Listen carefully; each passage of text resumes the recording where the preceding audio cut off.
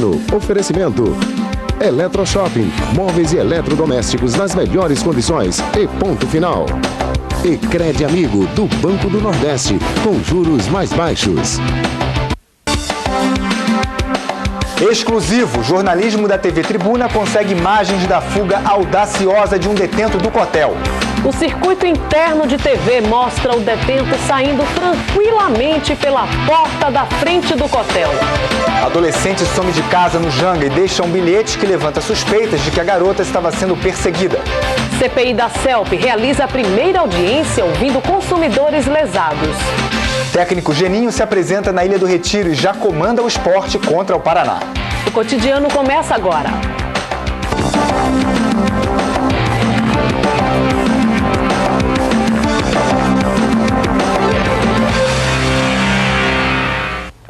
Boa tarde. 2 homens confessam que praticaram um assalto em Paulista com 2 armas alugadas por R$30 cada uma. E eles ainda dizem que o valor roubado não deu nem para saldar a dívida com o dono dos revólveres. A dupla foi presa pela equipe de plantão da delegacia de Paulista, que também localizou um homem suspeito de furtar uma moto.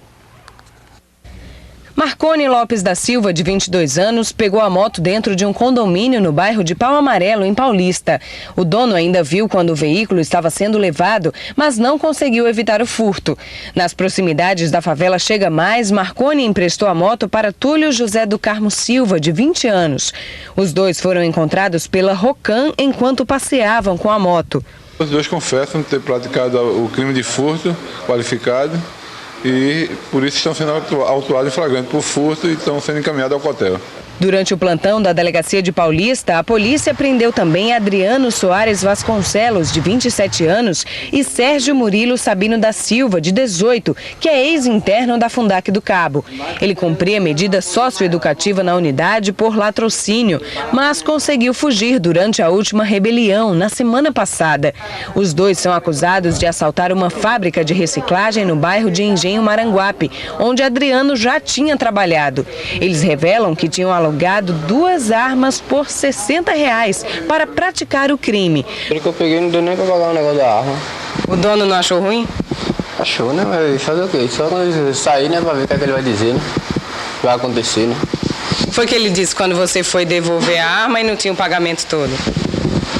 Não, ele ficou invocado lá, né? Você já tinha trabalhado lá na fábrica que vocês assaltaram? Uhum. Você já conhecia lá? Já. E por isso, então, você decidiu assaltar lá? Não. Através do efeito da droga mesmo.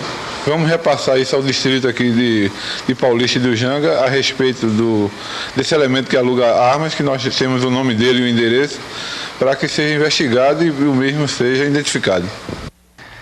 Os 2 suspeitos do assalto também serão encaminhados ao Cotel. O homem que teria alugado as 2 armas ainda não foi localizado pela polícia. Mulher pode ficar cega de um olho depois de ser atingida por uma pedrada quando voltava de ônibus para casa no último domingo. A irmã dela também foi atingida na cabeça. A família denuncia que até agora a empresa de ônibus não prestou qualquer assistência. As irmãs Glória de Fátima Pelágio dos Santos, de 47 anos, e Osana de Arimateia Pelágio Silva, de 54, voltavam da casa da mãe, no bairro de Piedade. 2 paralelepípedos atingiram o coletivo.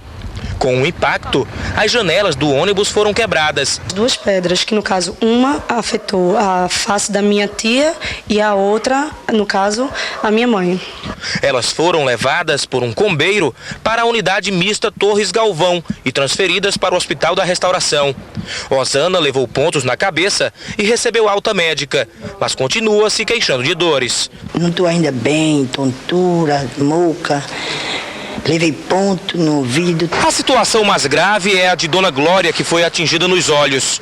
Ela está cega do olho direito e, segundo os médicos, ainda corre o risco de perder o globo ocular. O marido de Glória cobra providências da empresa do ônibus e da MTU. Eu quero que ela assume, né, que para retirar minha esposa daqui, botar no hospital particular, porque eu estou vendo que ela está sofrendo muito aqui mesmo.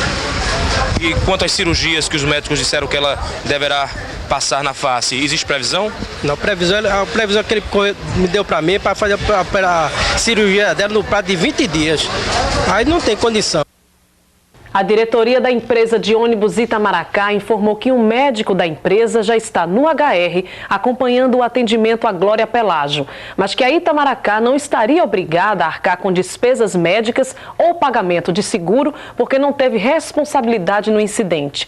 A assessoria de imprensa do HR informou que Glória Pelágio se recupera bem, mas ainda não é possível afirmar se ela continuará enxergando com o olho direito.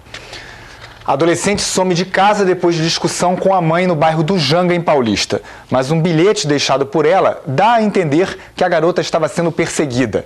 A família já denunciou o caso à polícia. A mãe está desesperada. Não sabe o que fazer para encontrar a filha, Maiara Chaves de Andrade, de 14 anos. Ela está desaparecida desde o dia 9 de junho, quando fugiu de casa pela janela. A mãe conta que tinha discutido com a filha por causa da roupa que ela vestia. Ela veio com vestidinho curto, aí eu cheguei em casa, dei nela, ela foi dormir. Aí eu fui assistir um filme. Quando eu acordei para ir olhar as portas, ela não estava mais na cama, tinha saído pela janela, porque as portas estavam fechadas. No dia seguinte ao desaparecimento, Marlúcia encontrou uma carta escrita pela filha. Ela não sabe ler, mas as professoras da Escola Municipal Rosa Amélia, onde Maiara estudava, confirmaram que a letra é da adolescente. Ela revela que fugiria porque estava sendo perseguida por 2 homens e disse que voltaria apenas quando completasse 18 anos. No final, Maiara se despede e deixa um número de telefone celular. Um conselheiro tutelar que está acompanhando o caso ligou para o telefone indicado, mas não foi Maiara que atendeu a ligação. Esse telefone se encontra com Maiara, tá não, né? Como é seu nome? Sônia.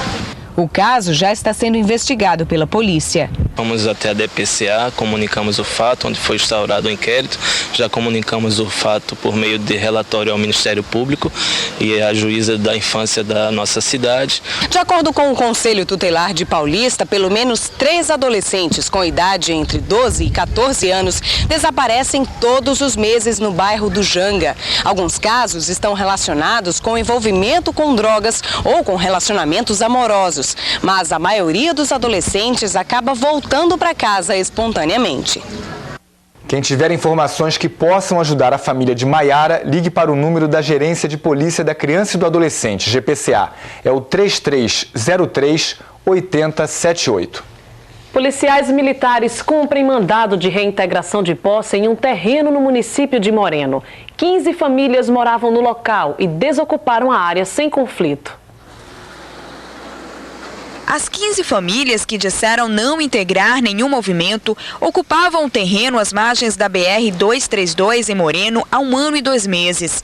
Nesse tempo, construíram casas de taipa e até de alvenaria e viviam da agricultura. Cumprindo o mandado de reintegração de posse expedido desde março pelo juiz da comarca de Moreno, 60 policiais militares do batalhão de choque retiraram as famílias das terras que pertencem ao Engenho Moreno.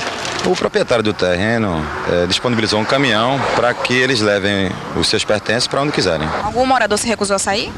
Não, nenhum deles. O proprietário da área, o advogado Luiz Antônio Souza Leão Dourado, acompanhou a remoção, mas não quis dar entrevista. Dona Maria Helena da Conceição vivia com o marido e 6 filhos na invasão e agora não tem para onde ir. O que deu que já, né? A senhora já sabe para onde vai? Não. Para vocês, essas terras pertenciam ao DR? Ao DR que ele deu o comprovante. Quem deu? O rapaz do DR. Você tem esse comprovante aqui agora? Está na mão do juiz de Moreno. A gente não vai reclamar, nem vai brigar, nem ter conflito com os policiais. E agora, vocês vão para onde? Aí é o lugar que a gente não tem até agora, que a gente não tem moradia. A seguir, jornalismo da TV Tribuna consegue com exclusividade imagens da fuga audaciosa de um detento do Cotel. Você vai ver em detalhes que o preso sai tranquilamente pela porta da frente do Cotel. Polícia investiga a morte de um bebê em um hospital de Olinda. Cotidiano mostra já.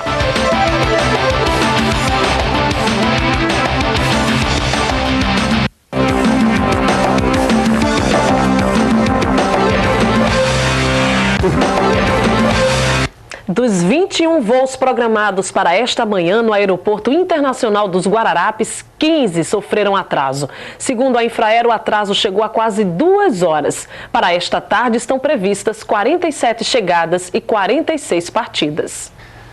Polícia trabalha com duas hipóteses para explicar a morte de um bebê no último final de semana em um hospital de Olinda. A denúncia foi registrada ontem na GPCA. Hoje, a mãe da criança esteve no IML para realizar exames que vão ajudar nas investigações. A dona de casa chegou de cadeira de rodas ao IML. Aurenice Davina dos Santos, de 30 anos, ainda sente as dores do pós-parto. Ela está traumatizada, não para de chorar com a morte do bebê. Ontem, o marido dela, o padeiro Valmir Amaral de Souza, prestou uma queixa na gerência de polícia da criança e do adolescente. A família denuncia que houve erro médico durante o parto no sábado à tarde, no Hospital Tricentenário, em Olinda. De acordo com o atestado de óbito, a menina teve hemorragia no crânio e no abdômen, decorrente de traumatismo produzido por instrumento contundente. Hoje, a delegada da GPCA, Marta Virgínia Monteiro, solicitou ao IML os exames sexológico e traumatológico na mãe do bebê. Sexológico, porque ela realmente teve um parto, para ver o que é que tem de resíduo, e o traumatológico para saber se ela sofreu alguma lesão, alguma queda, algum acidente. O irmão de Aurenice garantiu que a gravidez dela foi tranquila. Ele acredita que o parto normal foi forçado pela equipe médica. A menina, como era muito grande, ela não teve a abertura para que a menina, então ainda cortaram ela para tentar tirar, e como estava com dificuldades, furaram a bolsa, certo, para poder fazer isso, e aí forçaram muito a barriga dela, que foi uma enfermeira que, eu não sei dizer quem, ela é a mãe que sabe, que forçou a barriga dela muito, certo, que ela disse que doía muito a barriga quando ela estava apertando para que a menina saísse. Exclusivo. Imagens obtidas pelo jornalismo da TV Tribuna mostram a fuga audaciosa de um detento do Cotel. As cenas revelam com detalhes o momento em que João Marcos dos Santos, um dos maiores traficantes de cocaína do país, preso pela Polícia Federal, sai tranquilamente do Cotel. A prisão dele foi resultado de quase 5 anos de investigações. A Polícia Federal acredita que houve conivência da segurança durante a fuga. Este é o Centro de Observação Criminológica e Triagem Professor Everardo Luna, o Cotel. A unidade prisional fica em Abreu e Lima, região metropolitana do Recife. Capacidade, 311 detentos. Abriga 958 presos. O Cotel foi criado para realizar triagens dos criminosos, que depois deverão ser encaminhados aos presídios de Pernambuco. A fiscalização é feita por 5 policiais militares internos, 15 guardas especiais, distribuídos nas 5 guaritas, 3 PMs na permanência, além de câmeras do circuito interno de TV. Essa estrutura de segurança não impediu a fuga de um dos maiores traficantes do Nordeste. A ação durou 32 minutos. O homem preso pela Polícia Federal em fevereiro deste ano só passou 4 meses aqui no Cotel. Conseguiu sair tranquilamente da unidade pela porta da frente, durante a madrugada e na presença da guarda. O sistema de câmeras do Cotel registrou as cenas que você acompanha agora. 2h40 da manhã, dia 10 de junho deste ano. Na câmera do corredor de acesso aos pavilhões, aparece o primeiro preso saindo. Em seguida, o traficante de chapéu. Os dois aguardam a ordem na sala do parlatório para continuar a fuga. Às 3h08 da madrugada, a melhor imagem. O chaveiro Luiz Antônio Alves de Souza e o detento João Marcos dos Santos passam para a sala da permanência. 2 policiais militares facilitam a fuga. Às 3h12 da manhã, a dupla deixou o Cotel de roupa trocada, caminhando tranquilamente. Os PMs apenas observam. Reveja essa imagem. Ela confirma: o homem que fugiu do Cotel é João Marcos dos Santos. Perfil: grande traficante de cocaína, 36 anos, com negócios na Bolívia e no Brasil. Principal distribuidor de cocaína de Cuiabá para Pernambuco, Paraíba, Ceará e Bahia. A Polícia Federal investigou a vida dele durante 4 anos. Conseguiu prendê-lo no dia 2 de fevereiro. No mesmo dia da fuga, 2 mulheres do mesmo grupo foram presas no Aeroporto Internacional dos Guararapes pela Polícia Federal com mais de 7 quilos de cocaína. Para a Polícia Federal, a fuga do traficante representa uma grave falha do sistema penitenciário. O dinheiro público é envolvido nessas investigações da Polícia Federal. E essa investigação, ela durou praticamente 5 anos. E também existe um desprendimento e um esforço muito grande dos nossos policiais que diuturnamente, em investigações, combatem esses traficantes. Porém, nós sabemos que existe sim a possibilidade de fuga de qualquer sistema prisional. Não é só um fenômeno de Pernambuco, mas sim do Brasil inteiro. Como foi uma fuga que é de competência do poder estadual, eu acredito que a Corregedoria já deve estar tratando sobre esses assuntos, mas todas as possibilidades têm que ser averiguadas, inclusive sim a de conivência de pessoas dentro do próprio hotel. A fuga de detentos nas unidades prisionais do país não é nenhuma novidade. Demonstra o quanto o nosso sistema carcerário é frágil em todos os níveis. Não cumpre o papel de ressocializar o preso, de devolvê-lo à sociedade. Ao contrário, à mercê de um sistema que não funciona, os detentos mandam e desmandam. Na ociosidade, eles partem para o tráfico de drogas, arquitetam novos crimes de dentro dos presídios, planejam rebeliões, fogem. O sistema também está contaminado, infelizmente, por alguns funcionários corruptos que facilitam a ação dos presos em troca de dinheiro. Combater a engenharia deste crime dentro dos presídios não é tarefa das mais fáceis, mas se tivermos no comando pessoas sérias e compromissadas, que não se calem diante de episódios como estes que acabamos de exibir, que não se conformem em instaurar uma sindicância para assumir responsabilidades, mas que partam para ação e punição, poderemos no futuro, quem sabe, começar a mudar esta realidade que é vergonhosa.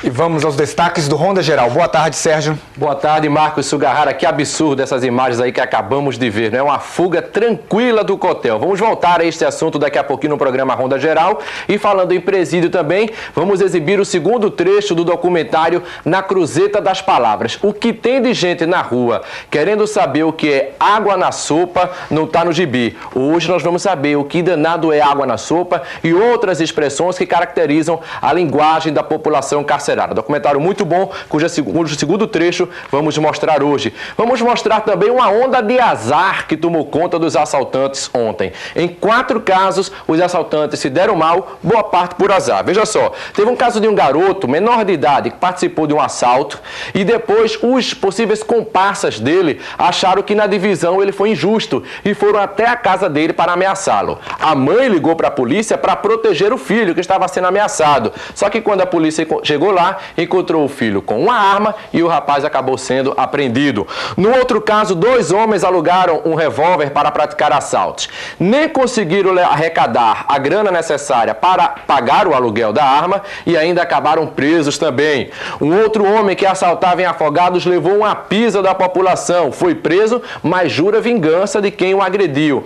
E uma mulher de 22 anos que estava assaltando no centro do Recife com um revólver calibre 38 foi detida por um segurança, sacou o revólver e atirou contra ele. Só que por 2 vezes a bala pinou e ela acabou na delegacia também. E tem outro caso, viu? Um promotor de justiça, vamos mostrar essa reportagem do promotor de justiça que teve a prisão solicitada por abuso sexual contra 2 filhas e uma enteada. Esses e outros destaques daqui a pouquinho no Ronda Geral, que começa a 12h30, logo após o cotidiano. Obrigado, Sérgio. A seguir, Geninho chega à Ilha do Retiro e já comanda o treino do esporte. CPI da CELP realiza a primeira audiência ouvindo consumidores lesados. O cotidiano mostra já.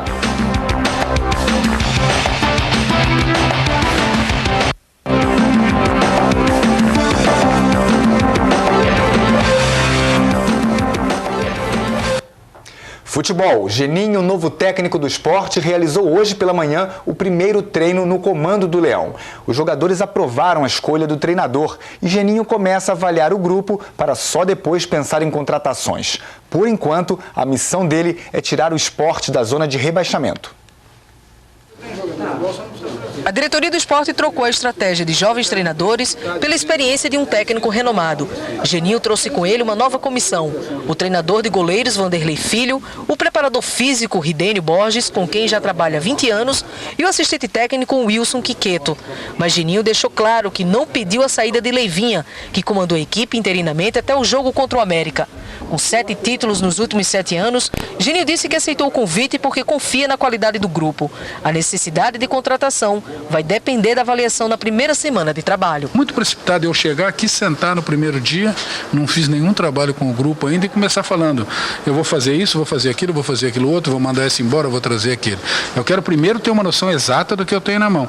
Eu acho que isso com uma semana eu tenho. A primeira missão é tirar o time da zona de rebaixamento, mas Geninho quer mais ambição, só não promete título. Prometo ao torcedor muito trabalho e que a gente vai tentar de todas as maneiras melhorar e muito essa campanha de esporte.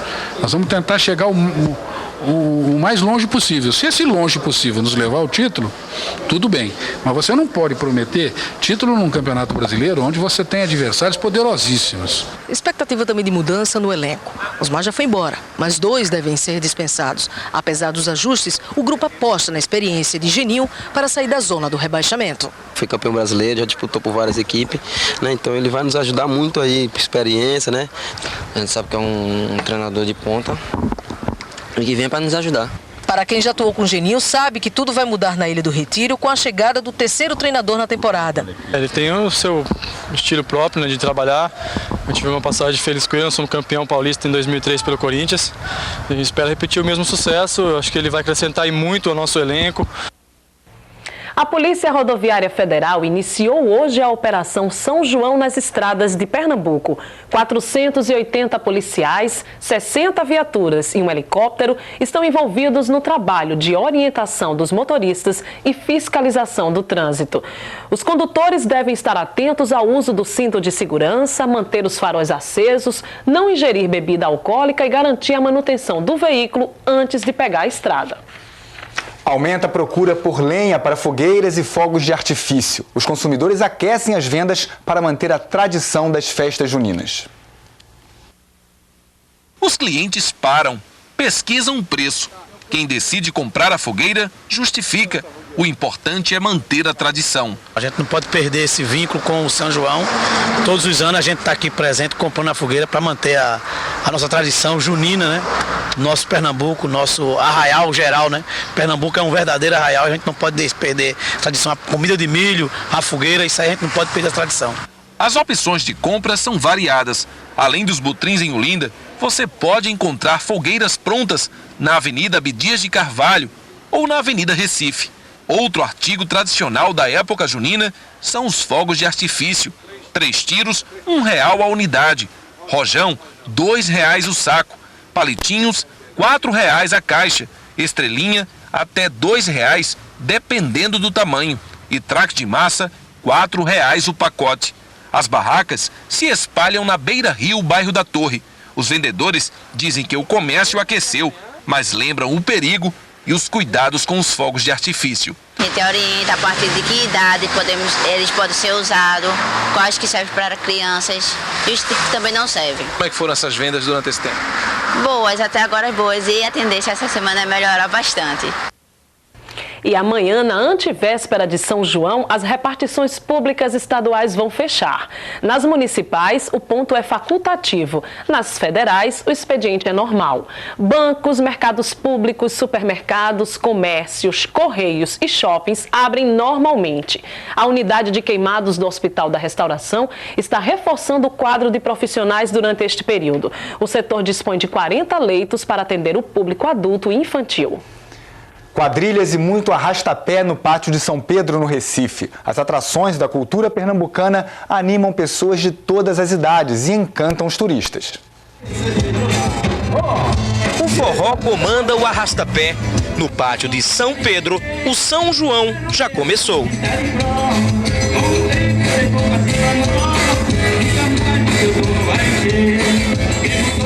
Pra mim já começou desde sábado passado.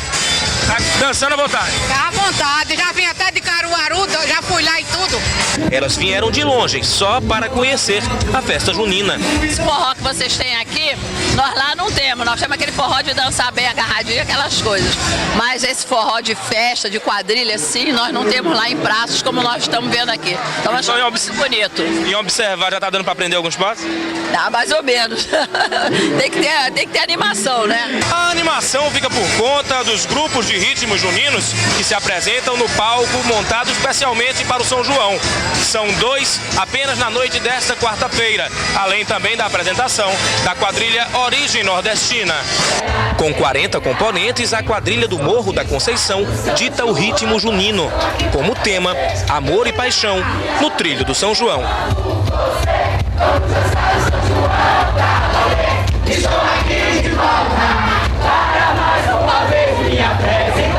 Até domingo nós temos 6 grupos por noite, um poeta e 5 atrações.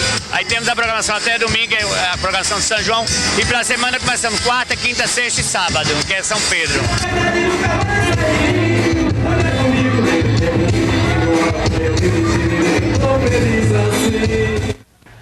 A CPI da CELP foi iniciada hoje na Assembleia Legislativa do Estado. Os deputados pretendem ouvir especialistas e as denúncias da população durante as investigações. Qualquer pessoa.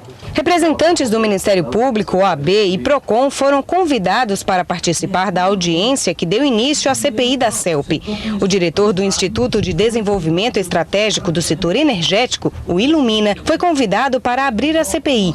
Segundo ele, a atuação da CELP no Estado pode ser considerada abusiva. Nós observamos que havia um ajuste entre a Termopernambuco e a CELP, empresas que pertencem ao mesmo dono, que é o chamado Grupo Neoenergia hoje em dia, para, em resumo, promover um aumento do custo da energia comprada pela CELP para que, em consequência, seja repassado esse aumento de custo às tarifas que o povo paga. A audiência contou também com a presença de consumidores que teriam sido lesados pela CELP. Alguns deles são parentes de pessoas que teriam morrido depois de terem a energia cortada.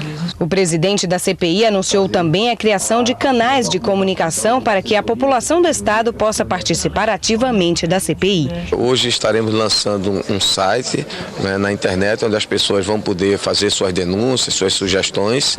Esse site, além de receber essas denúncias, vai ter um medidor das denúncias. Então, a cada denúncia que vai entrando, ele vai computando e a população vai poder acompanhar. Vamos também lançar um 0800, linha direta, para que a população possa falar.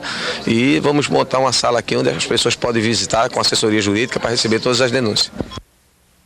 Bom, a Assembleia Legislativa está disponibilizando telefone, site na internet e e-mail para denúncias contra a CELP. O telefone é o seguinte: 0800 281 3377. O site é o www.alep.pe.gov.br e o e-mail cpicelp@alep.pe.gov.br. Cotidiano volta amanhã ao meio-dia. Uma boa tarde para você. Assista a seguir ao Ronda Geral. Uma boa tarde e até amanhã.